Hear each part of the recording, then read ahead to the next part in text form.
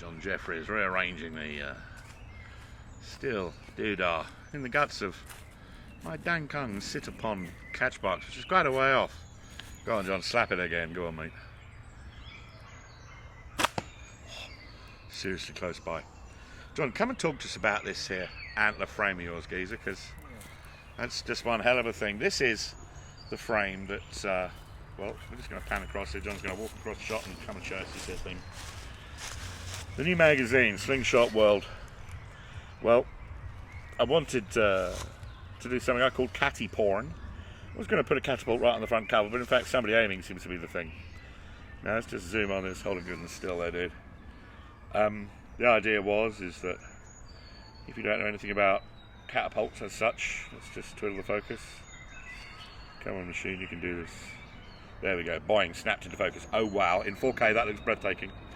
And if you knew nothing about catapults, you'd still be going, that looks like a piece of antler, that's exquisite. But if you know about these things and you know about antlers, you'll marvel and go, that is the most beautiful. So John, tell us the story of this here thing. I'll grab hold of it and get it even closer to the camera. And tell us about this, because I, until just a little while ago, let's just make sure she focuses again. Bonk, there we go. Thought this was made from one single piece of antler, but it isn't, is it? No. How did this thing come into being? Well, as it's so hard to find an equal V-fork with row antlers, because primarily they're one shaft with offshoots. I had a bag of about 30 shed row antlers from my dad's mate that works for the Forestry Commission. Now that's a mate to have. Yeah. So one antler I had the perfect V-fork on top, which is now part of that, and I had to dig out another one to get a nice coronet out of it. So and that coronet is at a complete vertical. Yeah. And then normally you were saying 45 degrees, weren't they? Yeah, as it sits at a slope on the actual skull of the deer. So as we're looking at that, that is two different pieces of antler.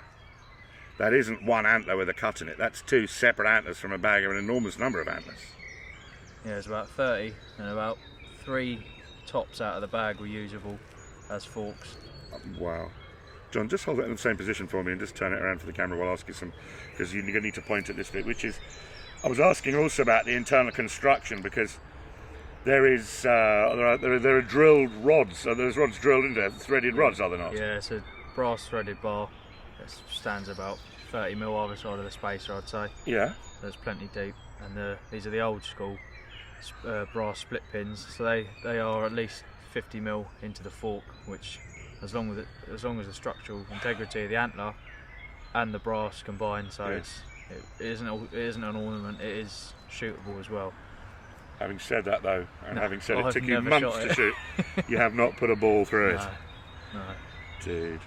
You know you have to, of course, under the Toy Story 2 directive. Otherwise it is just an ornament. Yeah, oh, he's true. suffering.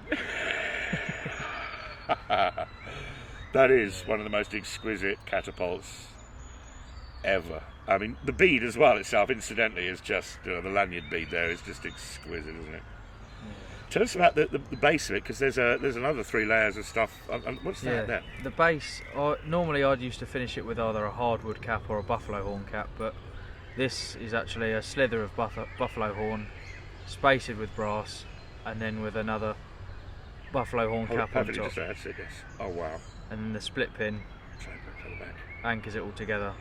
So it's almost sat inside the coronet as a feature. Yes.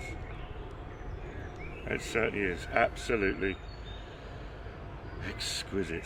So how many hours did that take for you to make? You were saying it was like months of labour. Yeah, making wasn't the issue, I suppose. It was just the choice of materials, having to find them, and sort of the way I wanted it to feature. I didn't want to make an overpowering sort of centrepiece, just keep it subtle. Yes. Sort of colour scheme and materials to the actual end cap. Just keeping the black and gold theme, which is one of my sort of personal favourite themes within anything. Yes. From shotguns to slingshots, it's yes. Black and gold to me always stands out, so I wanted to incorporate that, but in a subtle form. Yes. In the antler. That's just fabulous. It's John Jeffries, manufacturer of issue 1 of Slingshot World Magazine's Prime. Well, I've called it catty porn, I'm afraid. There's one whole page which is just an image of this exquisite piece of stuff. So we can get it snapped into focus again now, just on the autofocus thing. Bring it a bit. Oh, there we go. Yes. Just look at that. And as for price, well, it's irrelevant. A, it's not for sale, and B, well, yeah, it's just what a beautiful thing. John, thank you so much. That is exquisite, dude.